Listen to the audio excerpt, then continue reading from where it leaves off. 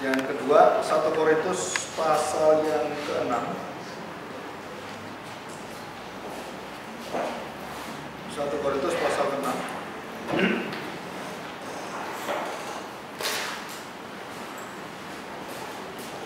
Ayat yang ke-9. Nah, saudara, itu ada satu masalah di Korintus ya, ada perselisihan yang sangat besar yang berkaitan dengan kehidupan iman Kristen, kekudusan, dan juga pemerataan bagaimanakah sikap keadilan dalam gereja ya. Bagaimanakah menerapkan ajaran-ajaran keselamatan yang baru yang harus meninggalkan hal-hal yang lama dan mengenakan manusia yang baru.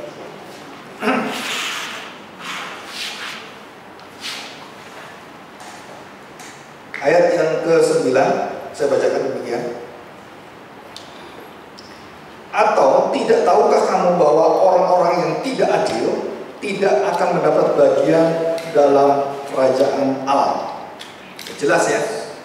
Nah, orang yang tidak adil, adikaiosune itu apa? Unrighteousness itu ya. Nah, nanti dibahas oleh Rasul Paulus, salah satunya adalah orang-orang same sex atau homoseksual atau banci atau pemburi ya. Nah, itu di sana. Nah, kita lihat ayat yang ke-9 masuk ke dalam ayat yang B. Janganlah sesat, dan ini ya jelas ya, janganlah sesat. Orang cabul, penyembah berhala, orang berzina, banci, orang pemburit. Nah, ini Sodom Gomora. Dan Sodom itu seksual melalui anus. Karena perempuan itu ada jenis kelaminnya dan laki-laki nggak ada lubang seperti wanitanya, maka yang dipakai itu adalah anus, namanya sodomi. Jadi seksual secara salah tempatnya dan fungsinya. Dan dikatakan pemburit. Nah, ini orang-orang yang sodomi itu ya. Pencuri, orang kikir, pemabuk, pemfitnah, dan penipu tidak akan mendapat bagian dalam kerajaan Allah. Sekali lagi, tidak mendapat bagian dalam kerajaan Allah. Ya, dikatakan tidak mendapat bagian dalam kerajaan Allah. 2 kali. 11 dan beberapa orang di antara kamu demikianlah dahulu. Jadi di dalam jemaat itu ada orang-orang yang seperti itu, yang dulunya lesbian, gay, semua masuk dalam gereja. Dan dikatakan yang dulu kamu itu seperti itu. Tidak semua ya, beberapa orang. Tetapi kamu telah memberi dirimu disucikan, kamu telah dikuduskan, kamu telah dibenarkan di dalam nama Tuhan Yesus Kristus, dalam Allah, yaitu Roh Allah kita. Jadi begini, saudara, ada permasalahan begini. Mereka sudah masuk dan percaya pada Tuhan Yesus, dan dikatakan di sini jelas sudah telah memberi dirimu disucikan, dikuduskan, dan dibenarkan. Jadi orang-orang ini yang bekas gay, lesbian, LGBT, dan semua pencuri pezina tadi masuk ke gereja, itu statusnya adalah sudah disucikan, dibenarkan, dan dikuduskan. Nah, ini berbeda dengan orang-orang yang di luar, yang tadi kita baca, Roma, terus Sodom Gomora. Nah, itu beda, saudara. Bisa ngerti ya? Jadi status mereka belum kenal Tuhan, belum semuanya itu. Sedangkan ini sudah kenal Tuhan, dan mereka berlatar belakang X dari orang-orang pemburit, banci, penyembah berhala, dan semuanya. Dan semuanya di dalam satu pengelompokan dosa yang menjadi satu bagian ketidakadilan bagi Tuhan. Dan mereka semua ini tidak mendapatkan bagian dalam kerajaan Allah jika mereka tetap berkelakuan, berkebiasaan yang sama. Dan jelas Paulus katakan, menunjukkan bahwa orang-orang yang di dalam kerajaan Allah, mengenal kerajaan Allah, memiliki kerajaan Allah, yang memiliki keadilan, dan mereka adalah orang-orang yang tadi ini dibenarkan, dikuduskan, dan disucikan. Artinya, kamu harus meninggalkan semua kebiasaan dan sifat dosa yang rusak itu. Dan kamu harus tahu kamu sekarang adalah hidup baru, pribadi baru, dan manusia baru, dan tidak boleh hidup dalam kecemaran. Dan ada yang bertanya begini, Pak, berarti Orang masuk gereja itu akhirnya tidak melakukan dosa lagi, dosa seksual. Bukan. Mereka masih mungkin jatuh dalam dosa, dan mereka tahu betul bahwa mereka adalah orang yang suci, dikuduskan, dibenarkan. Jadi kalau orang tanya saya, berarti Pak, orang-orang banci pemburit ini karena kebenciannya, ya kan, karena homoseksualnya, maka Tuhan binasakan mereka? Bukan. Tuhan tidak selamatkan mereka karena mereka homoseksual, bukan. Tuhan menyelamatkan mereka bukan karena dosanya, bukan karena status homoseksnya, tapi karena Kristus. Nah, kita beda di sini.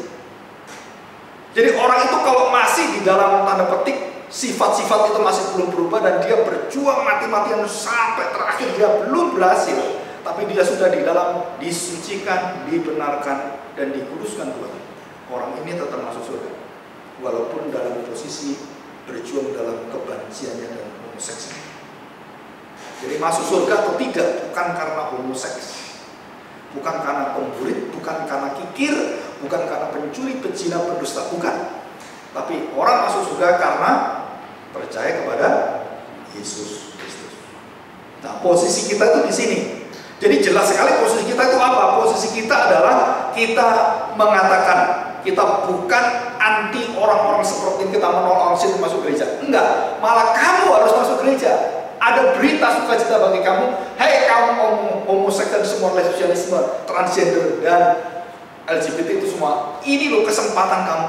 Kamu terbuka karena Tuhan bukakan pertobatan. Dan akhirnya mereka terima masuk ke gereja. Ada masalah nggak? Oh banyak. Apa masalahnya? Orang di gereja itu takut semua. Coba bayangin kalau kita punya anak benar gitu ya, terus tiba-tiba ada orang-orang seperti itu ya, rada-rada banci datang ke sini terus beribadah gitu, orang semua takut.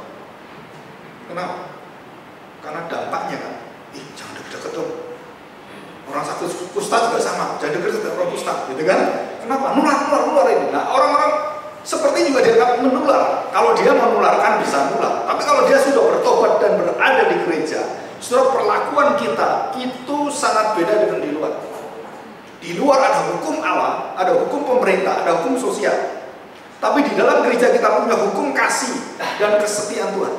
Nah, kita membawa sukacita berita ini kepada mereka, dan kita tidak membenci mereka di dalam arti bahwa mereka seperti orang dunia, bukan.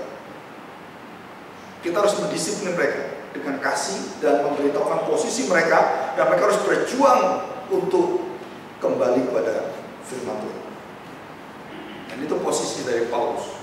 Jadi Paulus tidak pernah melegalkan orang homoseksual terus melanjutkan hidupnya jadi homoseksual. Enggak. Paulus katakan itu dosa, itu kekejian. Tetapi kamu sudah disucikan, kamu sudah dikuduskan, kamu sudah dibenarkan. Dengan modal manusia baru itu, kamu bisa mengatasi keinginan seksual dan semua keinginan itu. Dan kamu diberi kemampuan itu, mampu. Dan bukan tidak mampu. Karena itu jadi itu. Dan buktinya apa? Banyak orang-orang yang sudah melakukan itu mampu. Dan saya bertemu dengan satu pendeta yang gay, ya, di kota Surabaya. Dan waktu dia masih muda, dia akhirnya masuk sekolah kita. Jadi pendeta, saudara, umur 62 tahun, kumat. Saudara tahu? Anaknya, istrinya tidak terima dan cerai. Saya tanya, boleh nggak di Alkitab menceraikan seperti ini? Ya, boleh nggak? Di dalam arti izin dalam dosa, boleh. Tapi dengan syarat, adakah kesempatan perubahan pertobatan diberikan? Kalau tidak ada, kenapa kamu nggak bisa kasih pertobatan? Pengampun. Kalau kamu sudah diampuni. Nah, itu nanti kembali pada dia orang itu sendiri, keluarga sendiri. Nah, saudara, kenyataannya saya nggak tahu terakhir bagaimana, karena itu sudah lebih 10 tahun. Dan kenyataannya adalah waktu dia sudah berubah dan sudah berubah, bisa punya anak normal semua dalam arti. Terus dia kumat lagi, puluhan tahun kemudian kumat lagi karena ada pemicunya. Kenapa? Karena dia akan di pensiun, kehilangan haknya. kehilangan kehormatan yang dulu Pak Pendeta gitu sekarang, nah kamu udah pensiun. Nah, dia kehilangan kepercayaan diri. Dan ketemulah dengan pemuda yang juga lagi cari jati diri, dia juga dalam ketemu dua orang. Karena laki-laki dan laki-laki pergi kemana-mana, nginep kemana-mana, orang nggak pernah curiga. Betul kan? Ibu curiga laki-laki masuk kamar, nggak mungkin curiga berpuluh-puluh tahun. Nggak curiga, datang di situ. Dan akhirnya dia mengaku, dan luar biasa dia mengaku dia bertobat. Dan dia berjuang. Tapi keluarganya tidak terima. Anaknya malu luar biasa, tidak terima. Dan bisa. Nah, saudara, ini kompleks ya. Dalam arti menangani orang-orang seperti ini dengan kasus-kasusnya itu sangat kompleks sekali. Dan bahkan ada yang melakukan kekejian dan kekejaman. Nah, saudara, itu bahaya sekali. Dan banyak orang-orang yang seperti ini itu sadis. Bisa bunuh, bisa apa. Nah, ini kasusnya itu sudah ranah hukum. Dan gereja harus menyerahkan pada hukum. Dan ada ranah disiplin gereja, ada ranah yang di luar kekuatan gereja. Saudara, kita nggak bisa ikut-ikut.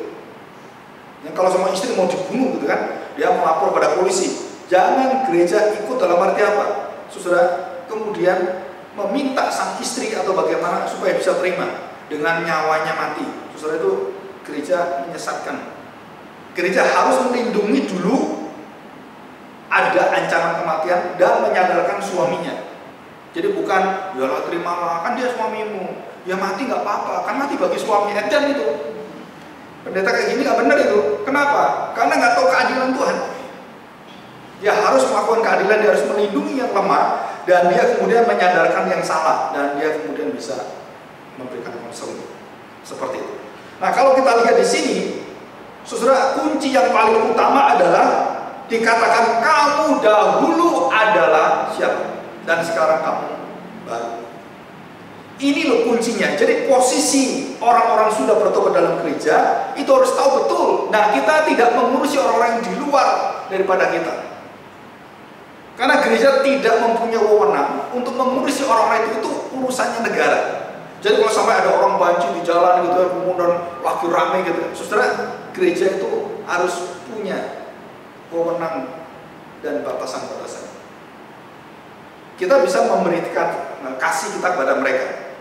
Kita bisa memberikan kesaksian pada mereka, ya. Tapi kasus mereka di dalam dosa-dosa mereka, kalau sampai mereka membunuh orang laki begini, terus masuk ke gereja, saudara, kita harus tahu ini status dia bukan umat Tuhan, dan dia harus dikembalikan pada masyarakat, pada negara, kasus apapun.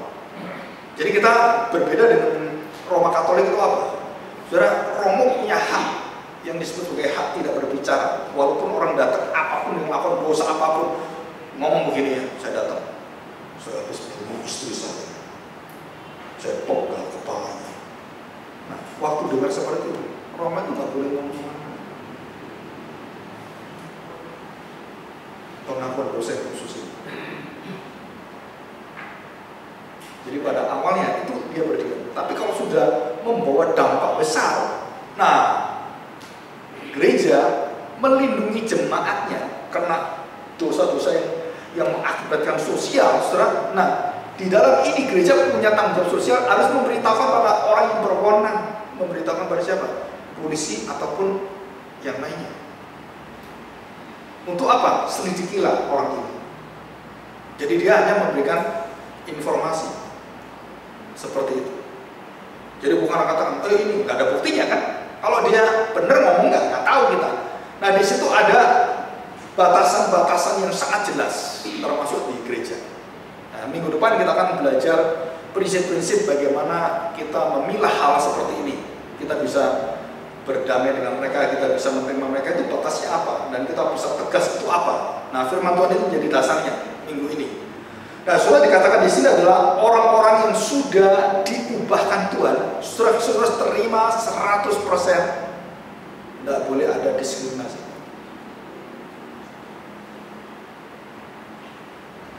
Jadi begini, orang itu bertobat datang, berkata, halo, aduh luar biasa, kamu dulu kan pelacur ya, sudah kita ngomongin itu lagi.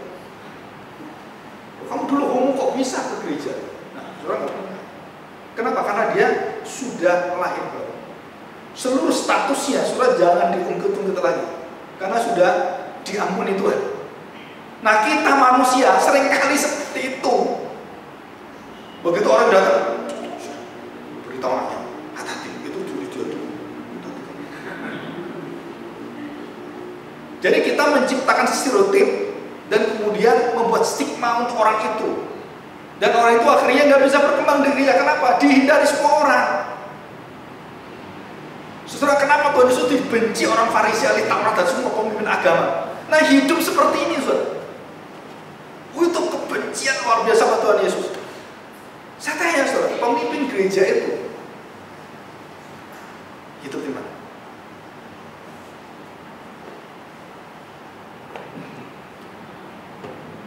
Apakah mereka mau jalan ke tempat jemaatnya yang sangat sengsara itu? Atau mereka di tempat yang di atas tidak pernah sentuh ke bawah? Atau mereka perintahkan penginjilnya saja, aja. Kan gitu kan, ini sudah jadi bos di atas itu. Saudara, ini dosa ketidakadilan.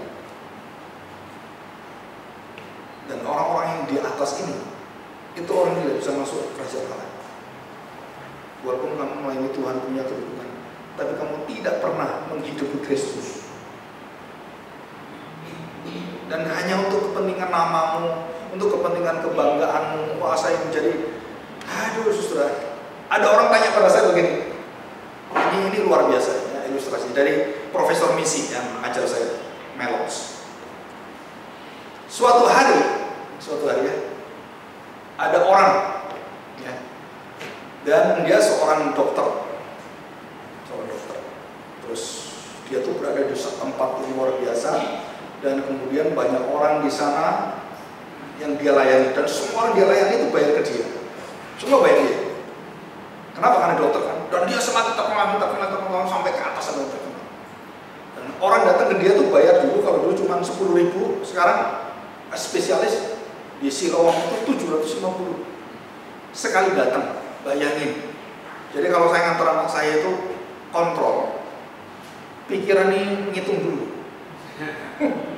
Bayangin ketemu dokter 750. Ya puji Tuhan, kalau dokternya pas kenal, akhirnya digratisin gitu ya.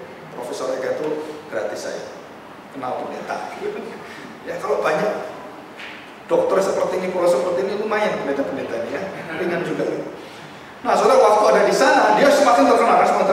Dan waktu dia semakin terkenal, dia melayani orang-orang yang secara nggak sadar, dokter ini memperhatikan orang-orang yang berbuat yang taat pada dia.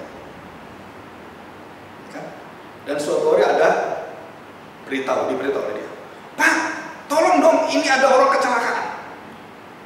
Dan ini lagi mengalami putus, dia ahli tulang gitu ya, jadi bisa luar biasa. Dia ngomong, waduh nggak bisa. Saya ini ada janjian, ada seminar begini. Pak, ini tolong cepet Pak, tolong ini kenal Bapak orangnya. Kalau Bapak nggak tolong ini bisa mati di jalan. Dan dia mengatakan, nggak bisa, ini saya sebentar lagi udah harus seminar katanya. Kalau ini gagal, aduh, saya kehilangan pendapatan sekitar hampir 30 juta. Kalau sekali seminar 30 juta. Pak, tolong Pak. Ini Pak, tolong. Orangnya nggak bisa bicara Pak. Ini Bapak ini kenal orangnya. Sudah tahu, dia menolong orang dalam kondisi semua uang masuk dia semua, dan kemudian dia angkat untuk orang ini, dia tetap seminar, dan kemudian WA ke dia, SMS, diberitahu, siapa? Begitu dia selesai seminar dia baca, langsung dia nangis.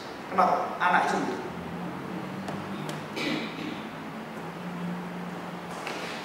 Pada saat dibutuhkan dan anaknya sendiri, dia lupa dengan janji dokter.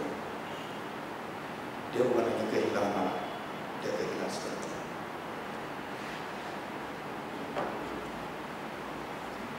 Nah, seperti itulah banyak hamba Tuhan seperti itu. Dia lupa dengan panggilannya. Dokter begini atau siapa yang punya rumah sakit apung, atau dia bersaksi di depan Kiki Endi dan beberapa itu, begitu dia ngomong soal orang miskin, dia selalu menangis.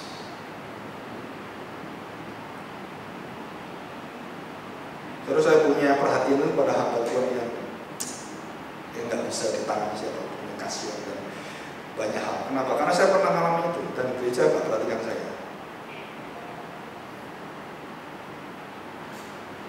Saya pernah rumah saya banjir segini, itu ada istri saya. Gereja gak pernah kita bantu pun enggak. Dan apa ya?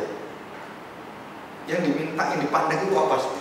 Dan setelah saya dalam pelayanan, dalam perjalanan misi semua, bagaimana Papa saya masih hatinya yang luar biasa dan dia memperhatikan orang di bawah.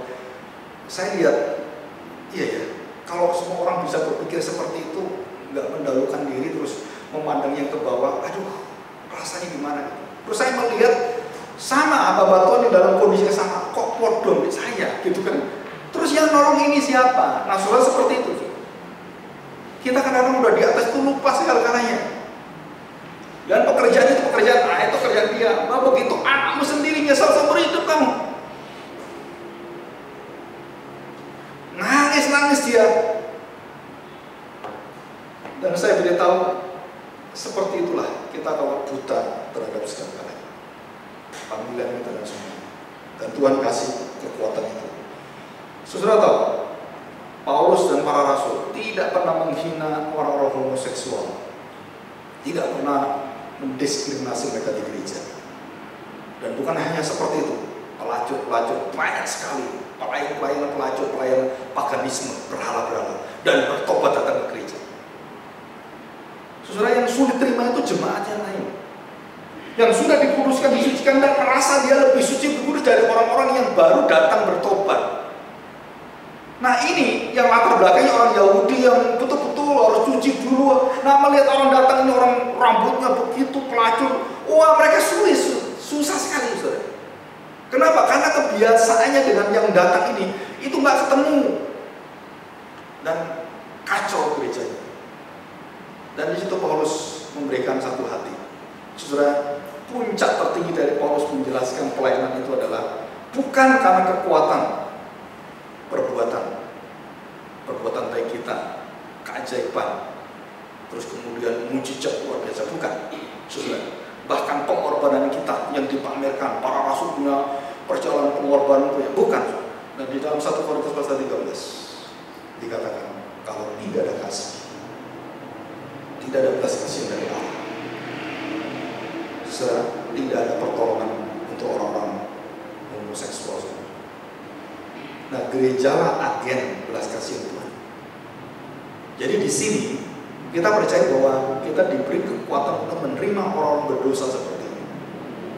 Jadi bukan orang ini kemudian dikucilkan, kemudian dibuang, lalu dihina, terus disingkirkan, enggak. Dan Tuhan Yesus itu mengumpulkan orang-orang seperti ini. Mari datanglah kepadaku semua yang letih lesu dan beberapa berat, semua datang kepadaku. Dan dia melayani pelacur yang ada di sumur Yakub, dia melayani orang-orang yang di jalan dengan segala sangat luar biasa, dengan segala sakit penyakit dia sembuhkan semuanya. Sudah itu semua diminta datang. Dan itu berbeda dengan kondisi zaman sekarang. Nah, saudara, jadi posisi gereja adalah posisi yang luar biasa, membuka perdamaian, membuka hati, membuka satu kelepasan yang indah luar biasa, membuka satu pengampunan, dan orang-orang di situ akan dibawa dalam percaya kepada keselamatan dan di dalam Kristus, masuk dalam kerajaan Allah. Dan di situ ada tanggung jawab semua. Dan bukan hanya tanggung jawabnya, bukan hanya rasul, tetapi jemaat semua adalah saling membangun dan statusnya baru orang-orang percaya.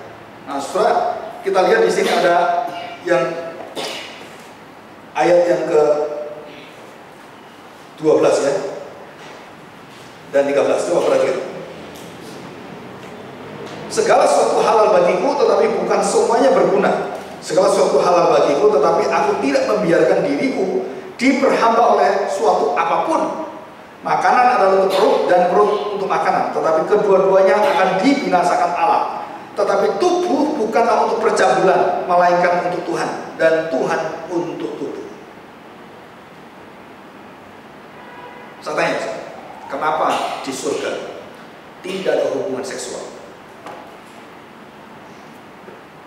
Kenapa di surga Tuhan sempurnakan kesatuan manusia itu di dalam kesatuan dengan Kristus.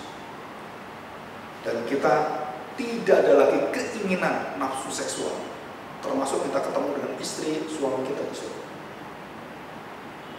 Bukan dihapus memorinya, digenapi oleh Tuhan. Nah, saudara harus tahu di sini. Jadi status semua yang dikatakan di sini, Tuhan untuk tubuh dan tubuh untuk Tuhan. Artinya apa, saudara? Jadi semua keinginan manusia itu ada batasnya, ada, saudara, ketidakpuasan, dan tidak mungkin kamu puas-puaskan semua. Kalau kamu puaskan, kamu akan menyeleweng semua kepuasan dan kamu akan menggantikan semua. Yang natural dari Allah menjadi kamu ganti dengan alat-alat. Jadi wanita-wanita yang memakai alat untuk memuaskan dirinya dengan alat apapun, itu berdosa dalam istilah masturbasi. Orang-orang psikologi mengatakan itu tidak berdosa.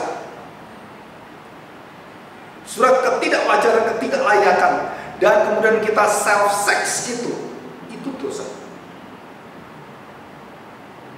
Karena ini nggak wajar.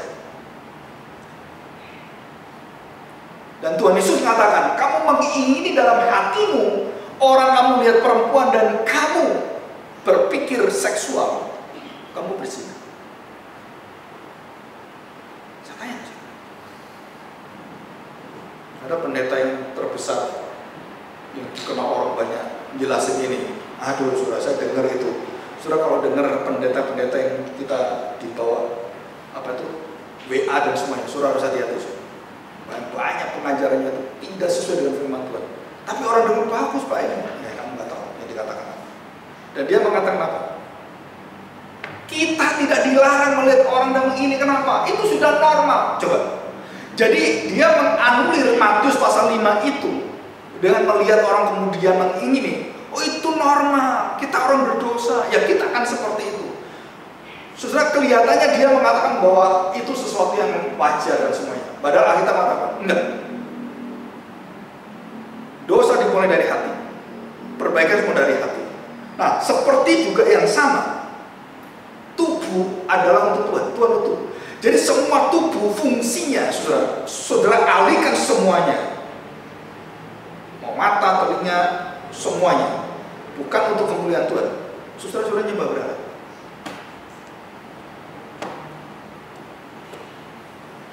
Kita menyembah berhala. Waktu kita, hidup kita. Jadi berhala itu dikatakan oleh Timothy Keller, Profesor Keller. Apa saudara? Semua perhatian yang tertuju, fokus kita, kenikmatan kita, bukan memuliakan Tuhan, tapi memuliakan diri. Dan itu jatuh berhala semua. Dan orang-orang homoseks adalah orang yang mencari kepuasan, bukan dengan kewajaran yang tidak wajar, dan dia akan memakai semuanya. Dan dia menggantikan semuanya. Dan orang-orang berdosa seperti ini, saudara, melahirkan penyakit, dan Tuhan berikan izin itu AIDS, HIV AIDS. Dari mana saudara? Dari hubungan same sex yang berasal dari hubungan binatang. Asal usulnya manusia dengan kera, AIDS, dan bermutasi kemudian mengulang dan semua dunia. Dan ini bukan cuma 1-2 orang. Jadi dunia ini meningkat. Di Bandung itu lebih dari 5.000 orang yang kena AIDS. Dan setiap tahun bukan semakin berkurang, semakin bertambah. Dan bagaimana pemerintah membatasi? Nggak ada usaha yang begitu berarti.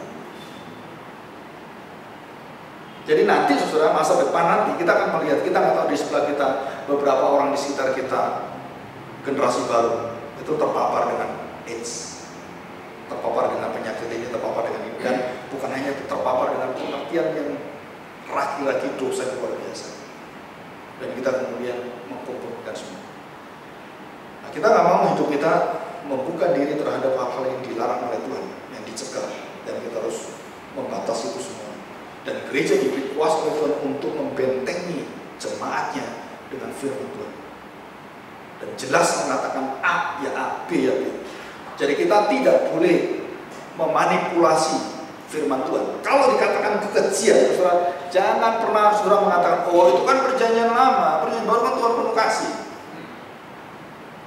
Jangan disamakan bahwa kita bisa menolerir dosa-dosa seperti itu dan kemudian seolah-olah Tuhan itu yang membuat mereka seperti itu. Itu tidak ada di Alkitab.